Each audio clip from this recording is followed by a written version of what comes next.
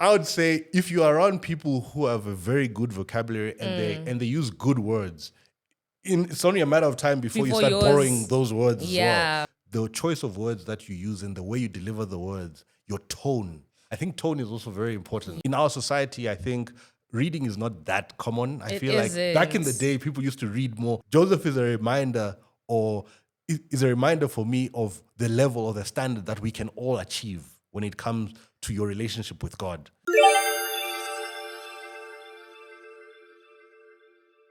Hi, callers. It's your host, Maps, and welcome back to another episode of the Your Call podcast.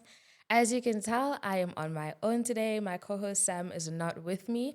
That is because this is part 2 of our 3-part special, and you'll be seeing us again together next week with another episode. So stay tuned in for that. But I am not alone. I have a guest with me. Would you just like to introduce yourself to our subscribers and those who are watching? Okay. Yes. Good evening, good morning, everyone who's watching. My name is Twiza Simpungwe, and I'm glad to be with you here today. Thank you. I'm also happy to be with you today. I just found out he was also Zambian like me. So now I'm feeling a lot more confident, a lot more happy. So I hope you are at home. I hope you feel welcome. Thank you so Since much. it's your first time, I hope this episode brings you more into podcast world and you get invited more. Yeah. So yes, I'm so happy that you're here. So thank you once again. So the title of our episode is Life-Giving Words. So just to start off our podcast, I'd just like to ask you, what do those words mean to you? It'll be a cliche, but I'll say they mean everything. Oh, wow. I believe words are the building block of life. True, Words that is are- very true. We wouldn't be yeah. communicating if you didn't. Yeah. Words is everything. Like literally everything we do are related to words. You know when they say no man is an island? Oh, yeah. The whole communication, we need words to communicate with one another. So I think words are that's the fundamentals of living, of humanity. And how has life-giving words helped you in your Christian journey? In my Christian journey, I would say the person that I am now is because of all the words that have been infused or injected into my life. Wow. The person that I am now, my view of how I see the world is because of all the words that are in my mind. And there's this person that I like listening to, Jim Rohn, Okay. and he says something along the lines that if you have a limited vocabulary, that will then spill over to having a limited vision and a limited future. So yes. words essentially will expand your world or reduce it depending on the amount of words you know. So I think words are definitely everything. That is true. Yeah. So how do you feel like the difference is between life-giving words and just words in general? Because there are so many words. You could be injected with so many words. There are bad words, there are good words, there are motivational words, there are degrading words. What's the difference to you? How are you able to pick and choose which words you want to ingest into your life? So the life-giving words, I would see those as words that are able to edify your life, to build your life, to help you become a better person, more so to know God. I think the words that can increase your knowledge of God, those are genuine life-giving words, because God is everything. God is everything. So whatever words are able to increase your knowledge of God or to help you understand or know God better, those are life-giving words. Okay. Wow. Well explained. Thank you. So now let's get into the more Christian, spiritual aspects. Do you feel like life-giving words play a role in spiritual warfare? Most definitely. They most definitely play a role in spiritual warfare. Life-giving words, we sometimes take it lightly, the idea that words can break someone or build someone. We sometimes take that lightly. As we were talking before, that I was born in Zambia, but I grew up in South Africa. Yeah. I grew up in a setting where technically I'm not from here, but for me, South Africa is home because I've grown up Yes. here, right? South Africa Wow. is home, but I wasn't born here. Okay, so Just for the subscribers that are watching, I was born in Zambia. Then when I was 2 years old, we moved to England, stayed there for about 5 years, then came to South Africa. So I came here when I was around 7 years, right? And I'm sure you know school, kids can be mean in Kids school, are right? Kids can be mean. mean. Kids are So mean. I was felt, they made me feel like I'm not from here. And Oh, more okay. so because of my complexion. So I used to get teased a lot because of my complexion, right? And I would say if it weren't for the words that were injected by my parents, I don't think I would have managed that transition where you come into a place that you don't feel like it's at home. You know what I mean? Yeah. So the parents, they created a perfect environment for me. And not only so, friends. There are some friends that you at school that you become close to. Yeah. And their words are comforting, they're encouraging, and they make you feel at home. You know what I mean? Yeah, So definitely. words can break someone or they can build someone. They can make someone feel like, this person really cares about me. This person is invested in my well-being. Or the other way around. Yeah, true. Yeah. So, what is your understanding of spiritual warfare? So And my have you experienced it? Yes. my understanding of spiritual warfare is when you look at a human being, what you see is only a piece of who they are. True. So the majority of them is inside, like is It's the part. within, It's it's within. internal, It's yeah. internal. You don't know what battles or what struggles they are going through, right? You don't know what the storyline behind their life, why they do what they do, what traumas they have, what fuels them. There's a lot to a human being that you do not know of that's Yeah. happening behind the scenes. So whatever is happening behind the scenes, the majority of the human nature, I would say, I call that, my understanding, that's the spiritual warfare, the battle that's going on in your mind. So that battle that's going on in your mind is obviously to do with words. The words that you are saying to yourself, the words that were said to you, the words that are bouncing up and down in your head. That is the warfare that I would say that's the spiritual warfare. That's my understanding. Okay, that's interesting. You know, for me, whenever I think of spiritual warfare, I'm thinking, I'm just minding my own business. I'm walking around, and if I feel it closely, there's like demons and angels that are fighting over me. No, this one wants me to die. This one wants me to live. This one wants me to get hit by a car. The other one wants to protect me from the car. That's always been my understanding of spiritual warfare. So to hear your opinion has really like opened my eyes and be like, wow, okay. Yeah. So, next question. Do we have the power and authority to change people's lives, opinions, or thoughts based on how we speak about the Bible and our relationship with God? Most definitely, most definitely. And this is to do with words, right? Yes. So we're told to be, I think it's important for you to pay attention to your speech or how you come across to people, how you're perceived by others.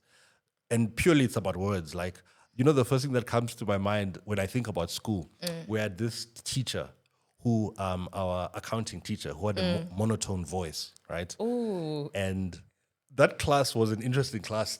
All the kids, all our friends used to tease him and they were like, we're going there to sleep. Yes, because it was flat, monotone, high class. They were.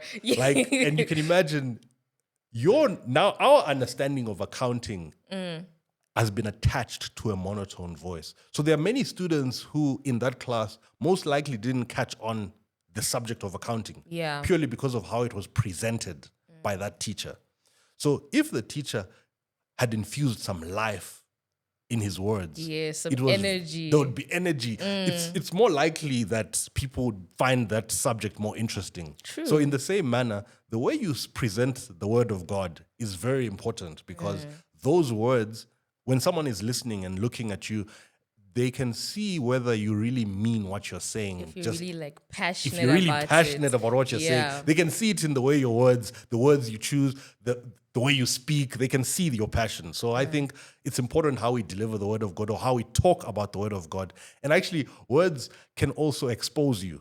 Oh, yes. You see, true. so whatever it is that you are used to saying in private, in will come public out. it can come out. Yeah. So you see, words are very important in how if you say you're a Christian and some words come out that are not really Christ-like, are you really a Christian? That is true. You see, so words are very important in the way you portray and explain the Bible. So, as Christians, it's important, like you were saying, how we speak, how we present ourselves and the way we talk, how passionate we are about God and how we speak about God. And, there are some Christians who aren't really born into the Christian world. And so they grow up with this language that is not as, it's not very Christian like. It's not what you'd expect from a Christian. So, how do you help somebody who has grown up in that environment and doesn't really know the difference or doesn't really see an importance in their language? No, that's a very good question. So, I would say the challenge when it comes to changing someone or influencing someone is habits. Habits take time To die out. yeah, habits take time. And the only way is being repetitive, like to do something over and over again. Consistency. So, consistency, yeah. Yeah. So I would say the first thing that that would help is you spending time with them and them seeing your choice of words. So the more time they spend with you, they'll be able to tell that this person, the words that this person is using is not the same as the words that I'm using. So there's this interesting word I like in English, Yeah. right? It's the word is uncouth.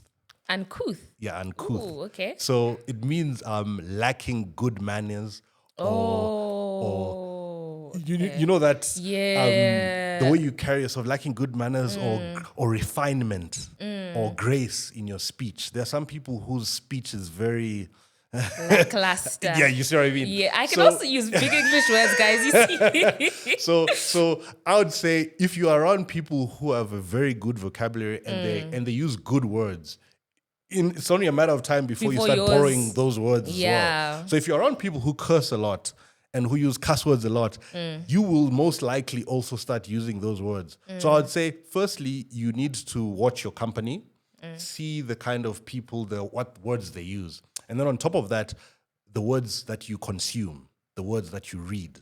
So I would say start reading good books.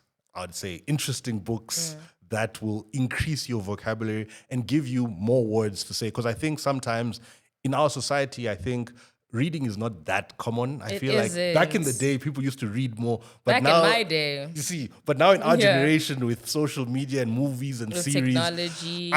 I generally actually prefer watching a movie over reading the movie's book. You know, most of the time you Okay. hear that movies have got books, right? Yeah, adapted into Yes, movies and I stuff. am the type that I would prefer to watch the movie than read the book. Oh, okay. I'm like that. Okay. And I think the generations that are following we like videos, we like seeing. So if that's the case, I would say you need to focus on, or maybe force yourself to read more and read more good books so that they can increase your vocabulary and then you'll be able to use more words that are good. Right. Yeah. Right. So, do you enjoy music? Yes, most definitely. I do enjoy What music. type of music do you listen to? So I've actually a broad range of music. I've got a good. I can say I've got a good ear for music. So Okay. I can listen to a broad range of music. If I was to see myself more often than not, what I listen to most of the time is deep house. Ooh. And the reason being, by profession, I'm an architect, and Oh, I wow. find when I'm drawing, you know, just the beat in the It's background, nice. and It flows. and you Okay. just carry on. You can go for hours, and it puts you in this zone. Yeah. So I find during the week, deep house, I listen to it a lot. But then obviously when the Sabbath comes, there's You have to Christian. change a little bit, Gotta put some gospel. Yeah. But I've got an ear for a wide variety of music, and mainly it's because of growing up in a country that's not yours. So you get many friends. I've got many friends.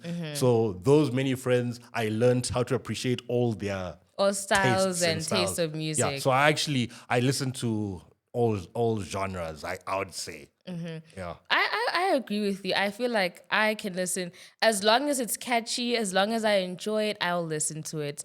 But do you feel like the music that you've listened to has had a way of incorporating itself into how you act, your mannerisms, the way you speak? Most definitely, most definitely. And I actually want to put a disclaimer there, or a Yes. small, Yes. you see, because I was fortunate enough to have been brought up by God-fearing parents, I was aware that words can build or break you, right? So in that same light, understand that there's some music that has words that is not good for you to Right. ingest. And so it's important for you to pay attention to what music, the words that you're listening to in the music, because it's possible for that to change the way you see the world. That purely just music, and music is a strong influencing thing. So I realized this is actually yesterday, right? I'm coming back from church yesterday, Okay. and this song plays. One thing that I ask of the Lord, right? Oh, I love that And song. when that song plays, that song kind of has a deeper call or hold onto my mind purely because my parents used to play it when I was very young. Oh, okay. So something that you've heard in your childhood, and then you go through a period where you haven't heard it, And you're able to like react to and it then later on. it's almost there's a deeper meaning behind it's almost emotional when it gets to you. Yeah. You know what I mean? So words that or music that you've listened to in your childhood, and then you listen to it in your adulthood, I feel it has a stronger hold on you. True. So they're like King's Herald is my dad used to love. I don't know if you know the group King's Herald. I had no idea. So my parents loved that group, right? And now when I listen to them, there's some piece that comes to, it reminds you of home. Yeah, it's Because- nostalgic. Yeah, it's very nostalgic. So I like that aspect when it comes to music because it has the ability to keep, to put you at peace. Yeah. Yeah. So, what reactions do you experience in the difference between listening to your deep house and listening to Christian music? So I would say there's music that's able to rile you up. Let me put it that word. Yes, you know. that adrenaline giving music you know, that goes like, yeah. and then there's music that's able to calm you down. Yeah. And just relax and you reflect upon your life. There's those aspects, I think, Yeah, about music. definitely. I would actually put it in just those two categories. Music that's able to fuel you and give you this bounce. Yeah, you know? this bounce in your step, man. This bounce in your step. And music that's able to calm you down and make you think clearly. Yeah, those Make- 3 a.m. moments, you you just see, in your where feelings, where you just need to calm down, relax, think about it. Yeah. Yeah. So I would categorize them into those two fields. Okay. Yeah. And then as for Christian music, Christian music, same. I would say Christian music. I don't think it's. I guess there is some Christian music that's able to rile you up, but I Yeah. don't think at that level as worldly music. okay. I think worldly music has the ability to rile you up at a different level. Christian music, I would say Christian music has the ability to make you reflect upon the things that you need to be doing, reflect upon your life. It doesn't rile you up in the way worldly music does. Yeah. It gives you that peace that makes you think about others, about your relationship with God. I would say Christian music is more geared for that. Yeah, it's not, in my opinion, I don't think it's really geared for riling up. Yeah, I don't think so either. I really don't think so either. Yeah. So it's important, I think, and it's important to listen to Christian music because then you're able to think about the things of eternity, things True. that pertain to Things that really matter, yeah. as opposed to being riled up. Yeah. So I think it's important for you to also have Christian music in your life. Have you ever caught on to like life-giving lyrics when you're listening to Christian music? Yes. That you felt like, oh wow, this was sent to me by God. This is for me. Most definitely.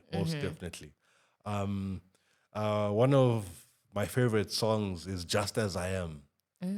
Okay. You I'm sure you know that song, "Just as I Am." That song reminds you that God accepts you You can come to God as you are. Yeah.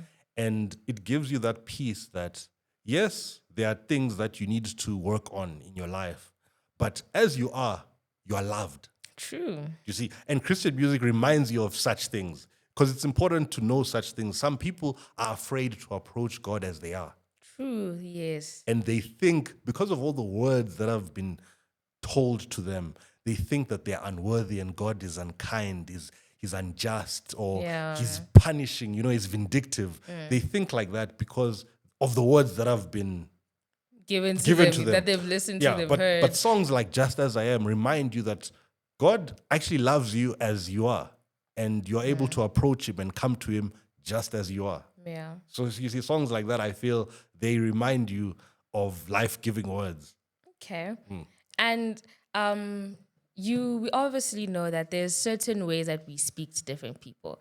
Certain way you address your parents, elders, strangers, friends, exes, Yeah. there's a certain way you Yeah. speak to them.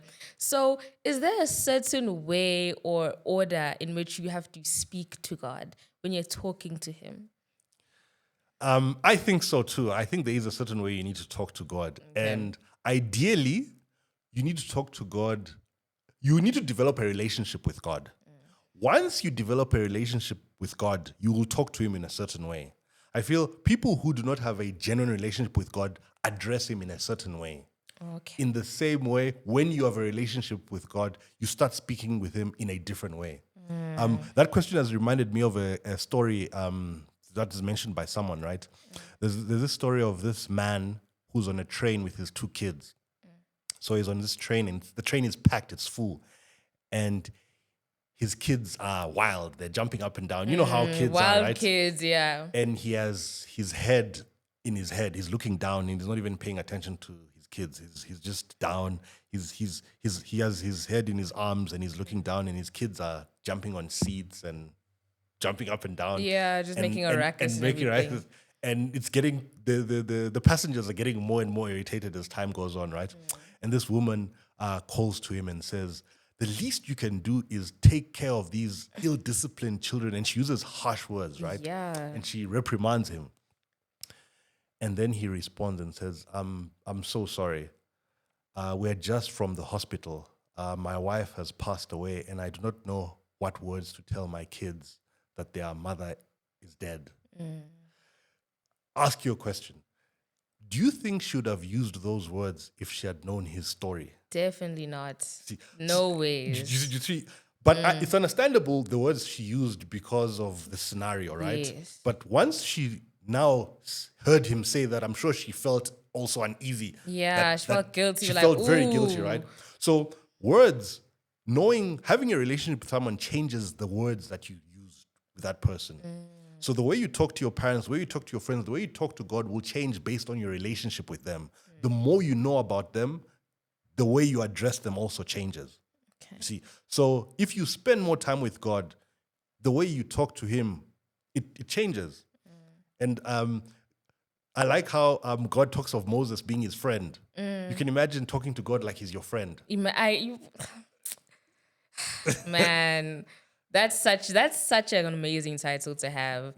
Like to have it written in the Bible and say, "This is my friend." You see, so all that is just in words, and you know how friends talk. You Yeah, can the see banter. the banter and all that. It's a very nice relationship to watch. Wouldn't it be interesting to have a relationship like that with God? It And that would. can only happen when you develop and you work on that relationship, and the way you address him will change. Wow. So, who do you feel like this topic relates to the most in the Bible? In the Bible, or who it relates to most regarding the words of life or Life-giving words. life-giving words. Yes. I would say everyone. Really? Yeah, everyone. Like, Why everyone? I feel like words are to do with everything. Like Okay. the way the whole communication, the word of God is these words in the Bible are there to edify your life, right? And all the examples in the Bible are examples of things that you can learn from. So I feel like every single character there has something that we can learn from. Different lessons that you can learn, different words, different stories. So I think all of them are important because there are some stories that for others they have more meaning than others. So I think all of them are important. It's important for you to go through everything, and personally, some things will come out more than others. For you, which For me, character? the one that comes out most is Yes. Joseph. Okay. Tell Firstly, us why. I'll say Joseph firstly. Why Joseph is because if you think about his storyline, imagine, I'll put your mind in this stage. Imagine you've been sold, right? You're on this caravan and you can see the hills of your homeland are disappearing. Everything that you once knew is no more. And you're going into a land that you have no idea and you're a slave. And you're alone. You're alone. Yeah. Put yourself in that scenario and imagine how would you survive? How would you respond? Like how would you manage in that kind of?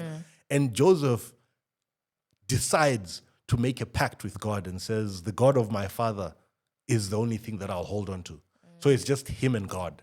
He has no friends, he has no family. It's just him and God. And see what his life turned out, just him and God. And how he worked on that relationship. And how from being a slave to being second in command to Pharaoh, to being that powerful, just from him trusting in God and working on that relationship. Even though you would argue that it would seem like God had abandoned him. Yeah. If you'd think in that scenario, like, why would I be sold? Why would I be a slave? Why would I go to prison? I'm sure God has forgotten about me, right? True. But his faith remained. The words that his parents taught him still kept ringing in his head. And that is kind of his hold on life. He held on to those words, I'm sure.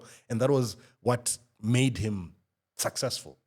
So that for me is the story that I would hold on to, because Joseph is even when I would say in our generation, I know they say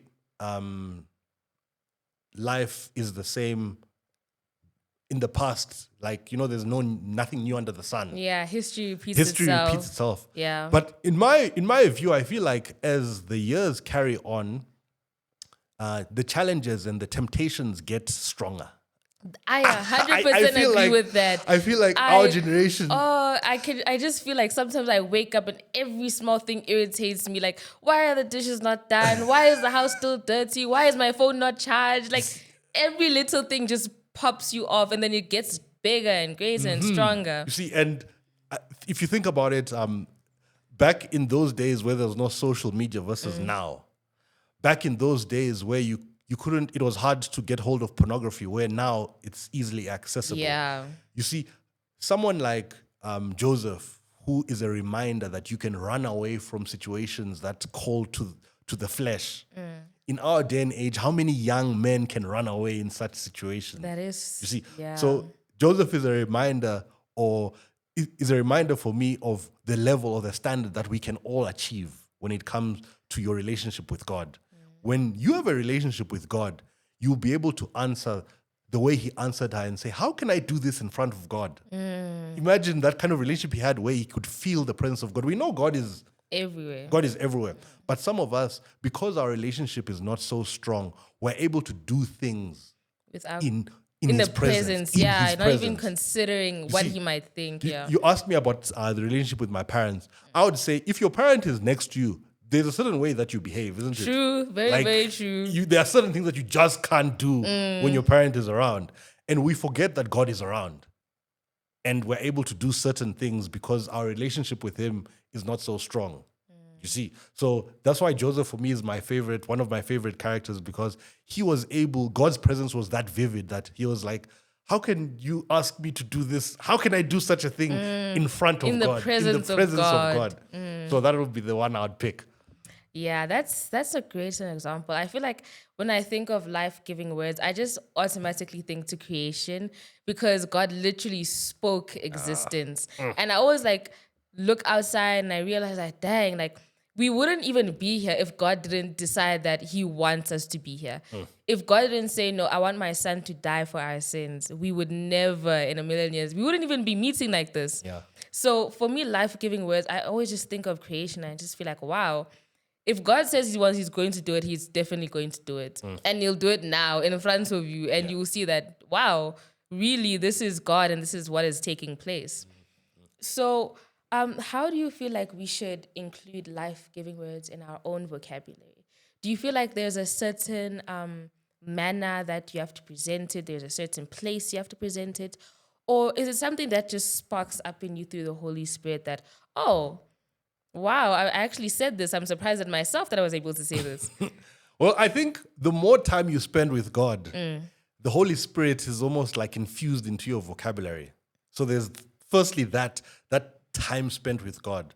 Because there's I can't remember where exactly that verse is, but there's a verse that says God will give you the words to say. Yes. So the idea that God can give you words to say means that when you spend time with him, he refines your vocabulary. So that's the first stage where you spend time with God, right? And from then on, you need to spend, for you to really give life-giving words to someone, I think you also need to know them, know their story, spend time with them.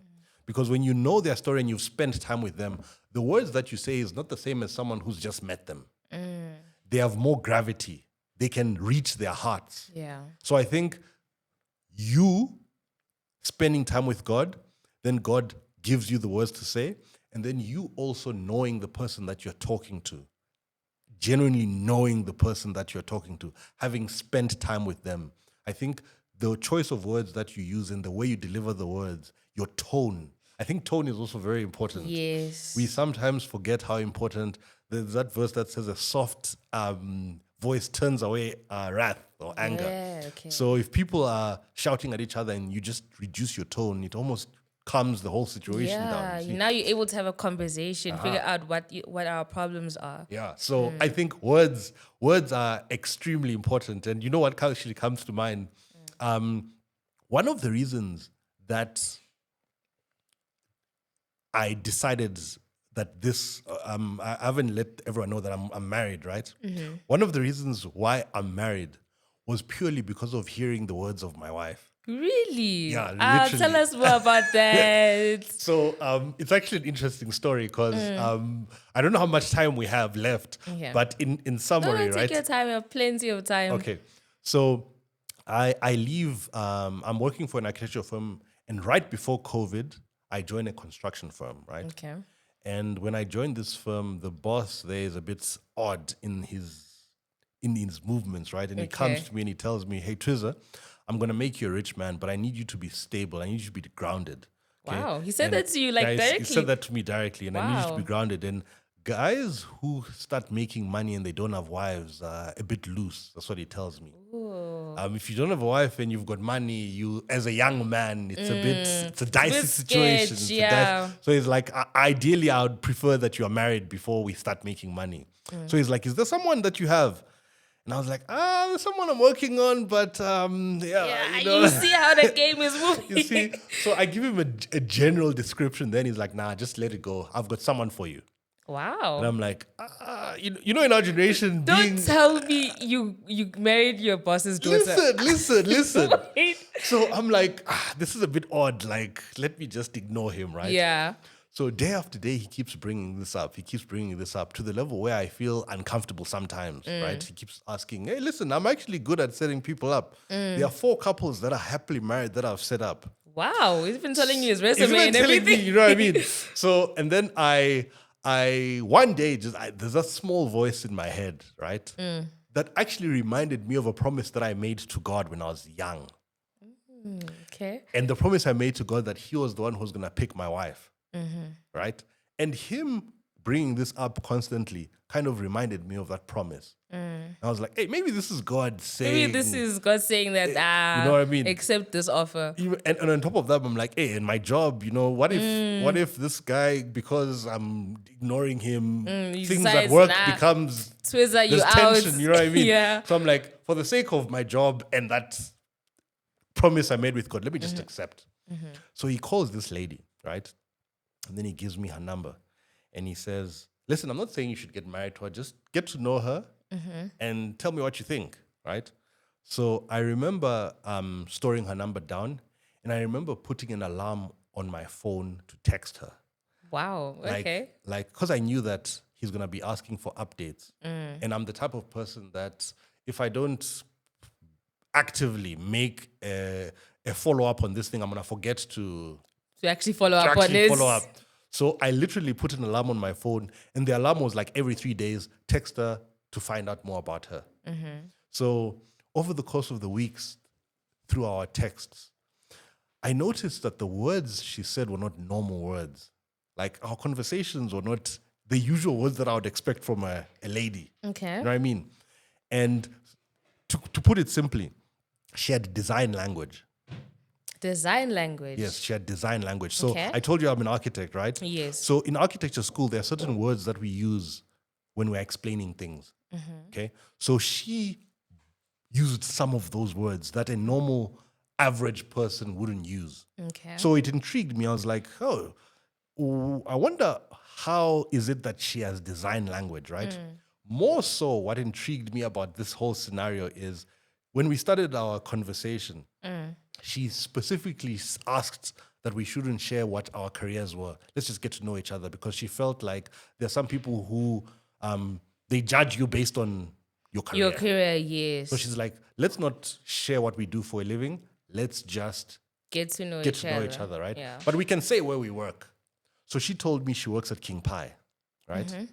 So when she told me she works at King Pie, you like King Pie? I love King Pie. So when she told me she works at King Pie, at the back of my mind, I'm like, okay, she's selling pies. You know, she's a lady that sells pies. Nothing wrong with that. Okay. But this is not the vocabulary of someone who sells pies. True, it isn't. Do you know what I mean? So that's why there was this disjoint in my mind. And that's what intrigued me about this whole situation. And I kind of, because of those words alone, and the still small voice, it's almost like I felt God telling me that, hey, this is actually the person that I want you to be with. This is what I picked. This is what I picked. So I was like, oh, okay, let me just go in full force then. Let me pursue her as if she's my wife. Okay. I literally did that. And bear in mind, I have not seen her. Okay? So I made the commitment that she'll be my wife because of my relationship with God. Wasn't because I had seen her. My relationship with God and the words that she used. Okay? So I was like, okay, let me just pursue this thing. God clearly has blessed His it. plans, he has plans for you. He has plans for me, right? And long story short, I remember the first time she sent me a voice note. Her voice was so soft. Like her words were so calming, delicate, so delicate, so soothing. demure, and I was like, this is definitely my wife. Yeah, like, this is the one you knew. Just from, I hadn't seen her yet. Just from the words alone, I was like, I'm fine then. Like if this is who God wants me to marry, then it's fine. So you can see just words. This is words alone. Words alone. This is words alone. No idea what she looks like. I've not met the person yet. And I accepted everything. Like I was like, okay, God, this is the person.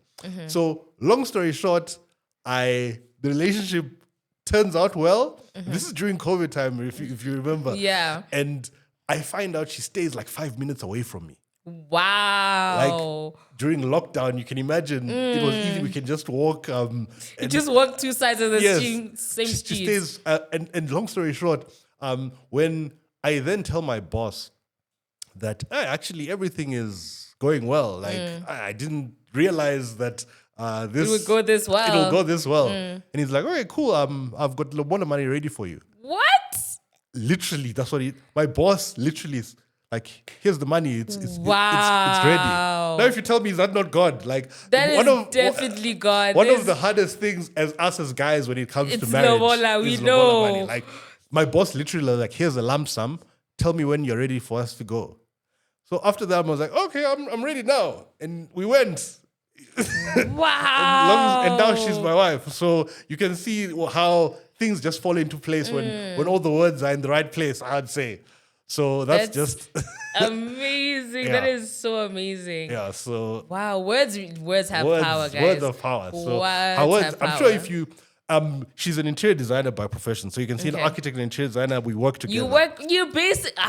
Match made in heaven, You literally. see? So I would say words are everything. Like I literally made a commitment before I saw her purely because of the words she used. It's that simple. Dang. They told me about her character. The words that she used told me the kind of girl that she was. You see, and they gave me comfort that I'm sure this is a good person. Okay, wow. Guys, we had a little bit of love story here. That's very, very well said. That was very interesting. Yeah. So to take a little bit of a dark twist, just a little bit. So we all know demons exist, right? Have you ever encountered one? Not personally. Not I just personally. know that they exist. They exist. Yeah. You've just heard of yes, encounters. yes. Okay. So, there's a certain way you speak when you feel like, nah, there's something wrong. There's those prayers where you're going through a lot and things are just not moving your way. Maybe let's say you've lost your job, your relationship is not working out, family is also just upside down. The prayer hits different. There's a certain way you speak. There's certain words you speak. Have you ever experienced that? I would say the challenging part of my life, right? The way I prayed, I would say yes. There's a certain way that you speak, and my prayer was different. I remember I used to. It's almost like you are crying to God. You know, you're asking you're pouring out your heart. Yeah. Because you're at that place, that dark place. The bottom of the barrel. The bottom of the barrel. And I think it's important. God also understands and appreciates that there are people who go through those periods. And I think when you are genuine and you communicate with God on that level, he hears, he listens. So there are times that I think there are those words that get to you. Words that are from a broken heart. And yes, simply put, there are times where those words are necessary. Have you ever felt like a sort of enlightenment or upliftment or power when you are speaking with, like, you were talking about tones, the way you speak, how you speak? Have you ever felt like, oh, I'm praying this prayer, but I feel so much better. I feel like the power of God is literally flowing within me, like I can conquer every Goliath that comes my way. Yeah, there are times where I felt like that, definitely. Really? Yeah, there are times where after that prayer, you feel invigorated, you feel encouraged, you feel like God has got your back. You know what I mean? You feel like you're not as down as you once were. There are times that words, those kind of prayers do encourage you. And there are times where they don't, where you just know. You just know that God is there. Because there are times where, we can be deceived by our feelings, where it feels like God is not there, even though you've prayed. It feels like he hasn't heard you.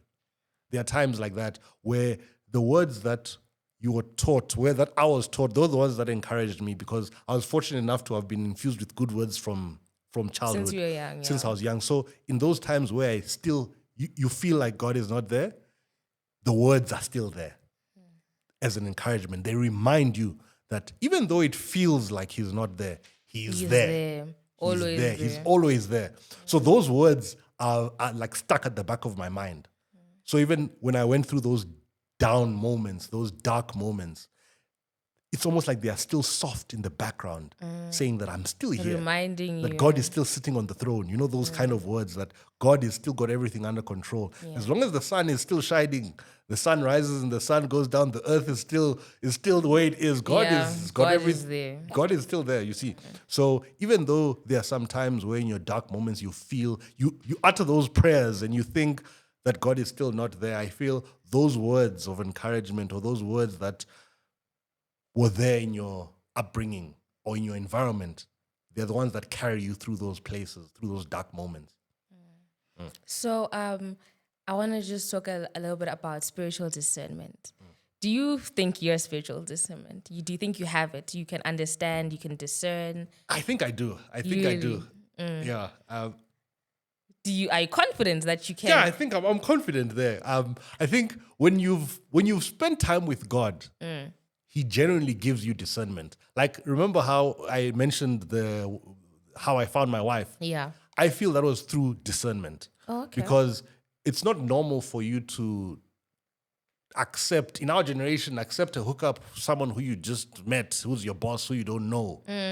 It's not That's easy. not easy, right? Yeah. And something told me that, nah, this is God. Something told me, just let it play out. God has got a plan. So there are some times in your life where you're able to discern that God is directing things here. Let it play out. So I think I do have some discernment. Okay.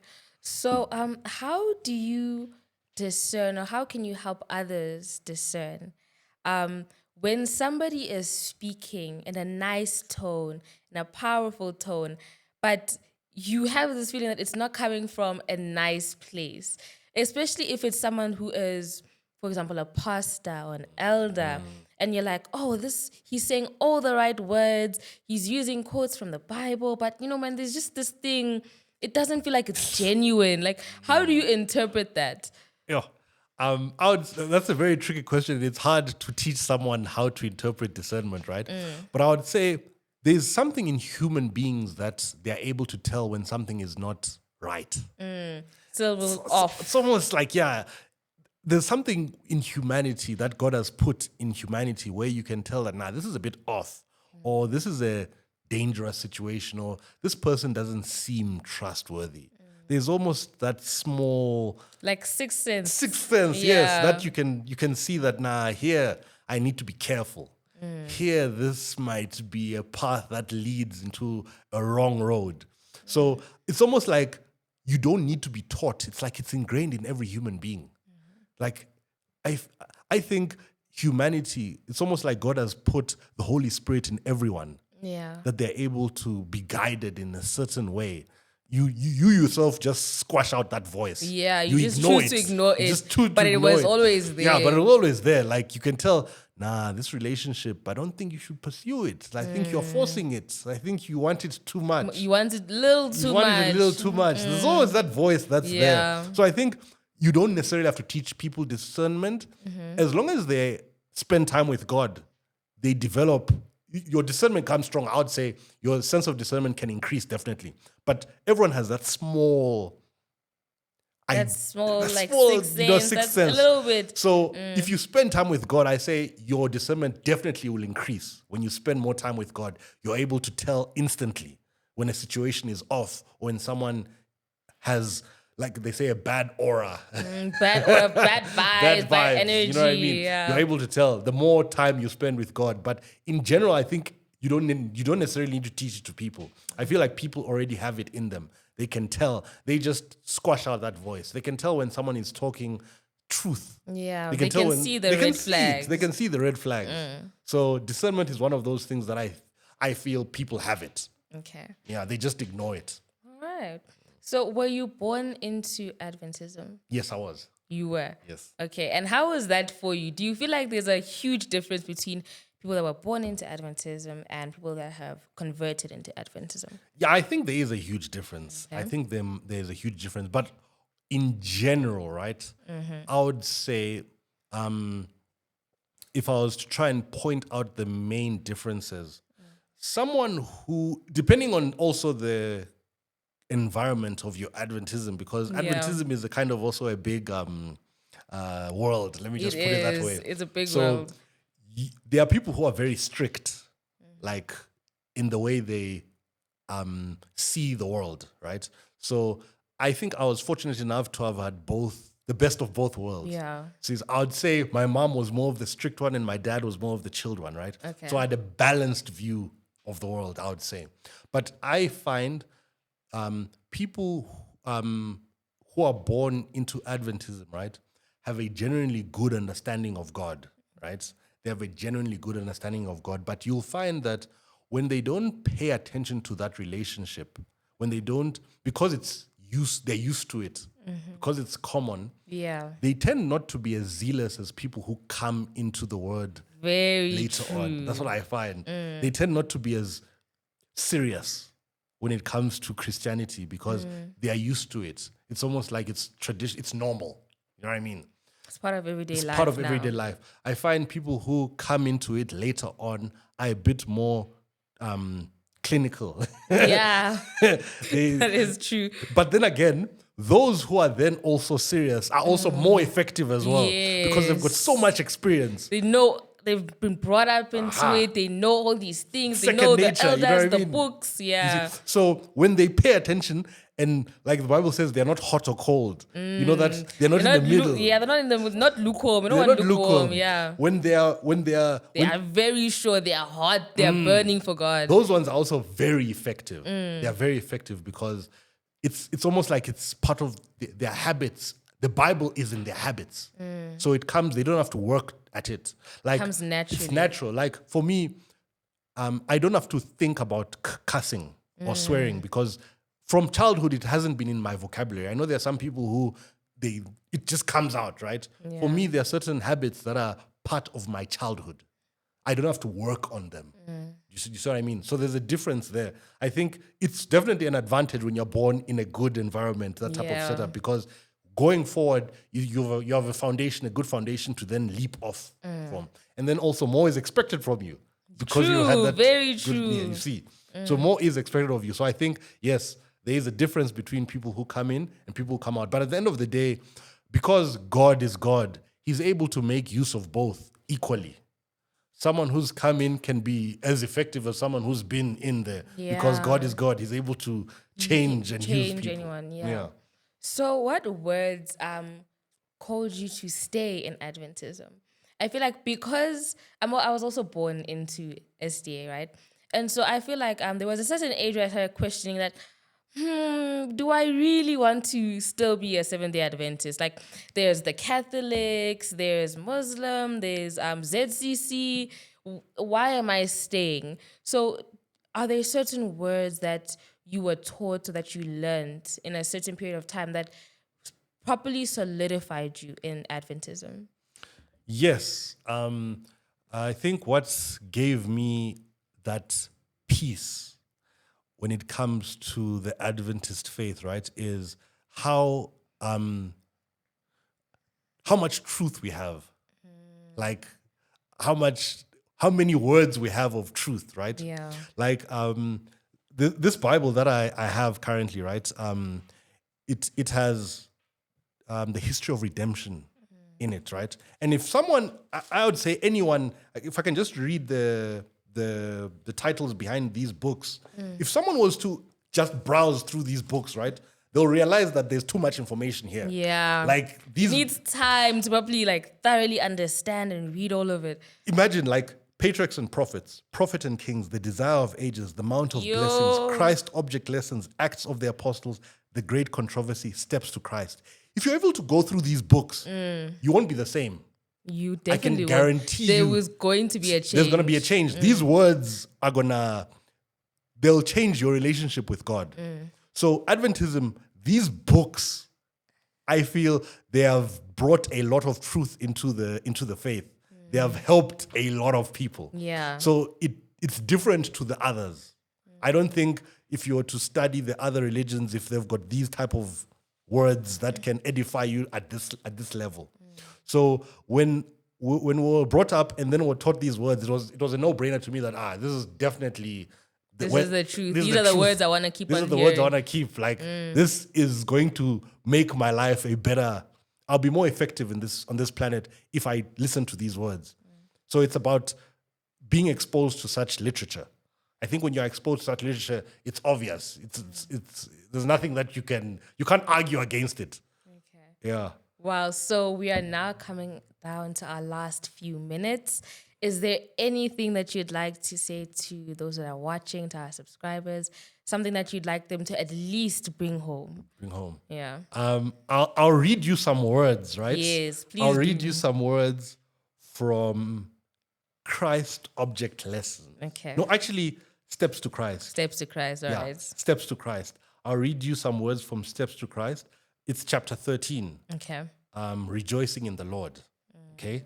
I find these to be very powerful. All this, okay, I'm cutting, I'm on page, it's chapter 13 page, in this book, it's page 119. It says, and yet how many by their actions, if not in word, are saying, the Lord does not mean this for me. Perhaps he loves others, but he does not love me. Imagine those words, right? It starts by saying that, imagine you're saying those words in your head. All this is harming your own soul. For every word of doubt you utter is inviting Satan's temptations. It's strengthening in you the tendency to doubt.